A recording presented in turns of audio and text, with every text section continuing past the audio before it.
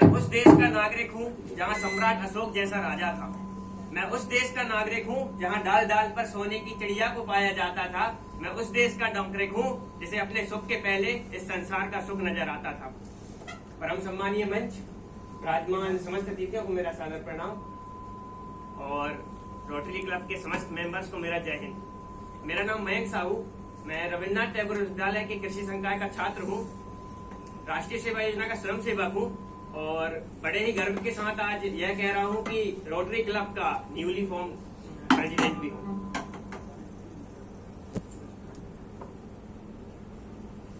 आदरणीय, rotary club क्या है, रोटरी क्लब कैसे काम करता है, रोटरी क्लब का इतिहास क्या है, रोटरी क्लब की हिस्ट्री क्या है, इन सब बातों से हम सभी भली भांति परिचित हैं। मैं आप सभी को बताना चाहूंगा, जब मुझे ये ऑफर दिया गया कि रोटरी क्लब के आप प्रेसिडेंट के लिए चयनित आपका हुआ है, तो मैंने जल्दी जल्दी जो इन्फॉर्मेशन जुटाना स्टार्ट कर दी कि रोटरी क्लब क्या होता है। रोटरी नहीं, रोट्रैक्ट क्लब है। Rotaract, it's a Rotaract club, part of rotary. तो मैंने सर इन्फॉर्मेशन जुटाना स्टार्ट कर दी कि क्या होता है, कैसा क्या है।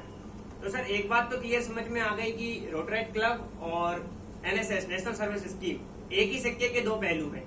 जैसे कि नेशनल सर्विस स्कीम कहता है कि समाज सेवा के माध्यम से विद्यार्थी का व्यक्तित्व विकास, ऐसे ही रोटरैक्ट क्लब कहता है कि हमें एक दूसरे के साथ रहना, एक दूसरे के सुख दुख में साथ देना है और इस जीवन की जो यात्रा है इसको बहुत अच्छा बनाना है। जैसे कि नेशनल सर्विस स्कीम कहता है नॉट मी बट यू, मैं नहीं आप, ऐसे ही रोटरी क्लब कहता है सर्विस अबव सेल्फ, स्वयं के पहले सेवा का भाव। आदरणीय, जब रोटरी क्लब की बात हुई तो मन में एक विचार भी आया कि भारत जैसा देश जो वसुधैव कुटुंबकम और सर्वे संतु निरामया सर्वे संतु सुखिनः की बात करता है, तो रोटरी क्लब का फॉर्म तो हमारे देश में होना था। भले ही रोटरी क्लब जो है यूएसए और शिकागो से इसका फॉर्मेशन हुआ है, लेकिन भारत का जो वसुधैव कुटुंबकम की परंपरा है इसको यह पूरा करता है। इस बात पर हमें गर्व भी होना चाहिए और इस बात पर हमें गर्व है। आदरणीय, शिकागो की बात हो रही है और हम भारतीय भूमि पे खड़े हैं, तो एक व्यक्तित्व तो जरूर हमारे दिमाग में आता है। जी हाँ, मैं उन्हीं नरेंद्र की बात कर रहा हूँ, मैं उन्हीं स्वामी जी की बात कर रहा हूँ जिनके शिकागो वाले भाषण ने पूरी दुनिया को भारत की तरफ देखने पर मजबूर कर दिया था। आदरणीय, एक छोटा सा किस्सा है, मैं आपको बताना चाहूंगा कि स्वामी विवेकानंद जब शिकागो भाषण के लिए जा रहे थे, तब उन्होंने अपनी माँ से परमिशन ली कि माँ, क्या मैं मतलब निपुण हूँ, क्या मैं परिपूर्ण हो चुका हूँ कि मैं इतने बड़े धर्म सम्मेलन में जाके जो है भाषण दूं। तो उनकी माँ ने बोला हाँ बेटा नरेंद्र, लेकिन उनकी मौसम में सब्जी काट रही थी। उन्होंने बोला हाँ बेटा नरेंद्र, पास में जो चाकू पड़ा है उसको तुम मुझे उठा के दे दो। स्वामी जी ने वैसे ही किया, उनने पास वाला जो चाकू है अपनी माँ को उठा के दे दिया।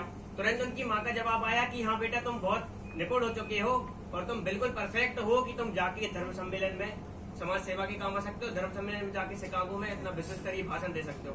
स्वामी जी अचंभित रह गए कि माँ, ना आपने मेरी कोई परीक्षा ली, ना आपने मुझसे कुछ बोला, ना जाना, आपने कैसे बता दिया कि मैं निपुण हो चुका हूँ। तब उनकी माँ का ये जवाब आया कि बेटा, जब मैंने तुमसे चाकू मांगा था, तुमने मुझे चाकू दिया, तो चाकू के दो भाग होते हैं ना, एक लकड़ी वाला होता है और एक धार वाला होता है। तो जब मैंने तुमसे चाकू मांगा तो तुमने जो लकड़ी वाला हिस्सा है वो मेरी तरफ करके मुझे दिया और धार वाला हिस्सा खुद पकड़ा। इसका मतलब तुम समाज सेवा कर सकते हो, भले ही तुम्हारा खुद का बुरा हो जाए, लेकिन तुम कभी किसी दूसरे का बुरा नहीं करना चाहते।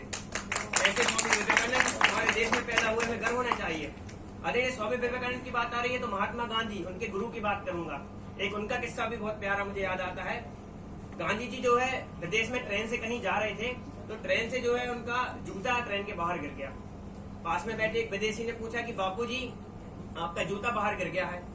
तो महात्मा गांधी ने तुरंत जो अपना दूसरा जूता था उसको भी ट्रेन के बाहर फेंक दिया। तो विदेशी आदमी फिर अचंभित हो गए कि बापू, आपने एक आपका जूता गिरा था, आपने दूसरा जूता भी क्यों फेंक दिया बाहर। बापू जी का आंसर आया कि मेरा वो एक जूता गिरा था और एक जूता मेरे पैर में था।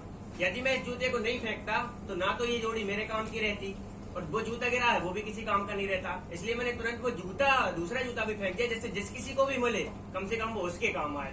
ऐसी सोच के हमारे स्वामी विवेकानंद आदरणीय गांधी जी हैं, हमें गर्व होना चाहिए ऐसे देश के सपूतों पे। आदरणीय, इसके साथ मैं कोरोना काल में हमने जो काम किया है, आदरणीय मैम द्वारा बताया गया था, आदरणीय रजिस्ट्रार सर के सानिध्य में हमने जो काम किया, उनकी भी डिटेल में आप सभी को लेना चाहूंगा। आदरणीय, कोरोना काल में 3 वृद्धाश्रम में हमने काम किया था। जो सबसे पहला है कोलार रोड पर है, जो अपना घर वृद्धाश्रम है, इसमें हमने अपनी सर्विस प्रदान की थी। लायंस क्लब नाम से एक क्लब है, उसमें हमने अपनी सर्विस प्रदान की। और आनंद धाम नाम से एक वृद्धाश्रम है, इसमें हमने अपनी सर्विस प्रदान की। इसके अलावा एग्रीकल्चर डिपार्टमेंट के द्वारा, चूंकि उस समय ह्यूमिनिटी की बहुत जरूरत है, तो जो ऑर्गेनिक फूड होता है इसका हमने वितरण किया था हमारी यूनिवर्सिटी ने, हमारे यूनिवर्सिटी के एग्रीकल्चर डिपार्टमेंट में। इसी के साथ मैं हमारी टीम का भी आप सभी से परिचय कराना चाहूंगा। हमारी जो न्यू फॉर्म टीम है, इसमें लगभग 14 मेंबर हैं। वाइस प्रेसिडेंट प्रांजल आपके सामने बैठे हुए हैं। इनके बारे में बताना चाहूंगा कि अभी अभी इतनी छोटी ही उम्र में एक एनजीओ के फाउंडर है। ये एक नई उम्मीद नाम से इनका एनजीओ है। बहुत सारे बच्चों को, 8th क्लास के कुछ बच्चों को ये पढ़ाते हैं, इनके बारे में वो आपको अच्छे से बताएंगे। इसके बाद राखी जो सेक्रेटरी के पद पर हमारे साथ चयनित हुई है, फिजियोथेरेपी बीएससी एग्रीकल्चर में कर रही है। रोटरी क्लब का सबसे अच्छा काम सर ये लगा कि आपको इसमें कोई अलग से ट्रेनिंग की जरूरत नहीं है। आप जिस पद पे हैं, आप जहां हैं वहीं से अपना काम चालू कर सकते हैं। आदरणीय, अंततः 2 शब्दों के साथ अपनी भाषा को विराम देना चाहूंगा कि क्या परिंदों को कभी ताल दी जाती है उड़ानों की? क्या परिंदों को कभी ताल दी जाती है उड़ानों की? वो खुद तय करते हैं मंजिलें आसमानों की, वो खुद तय करते हैं मंजिलें आसमानों की।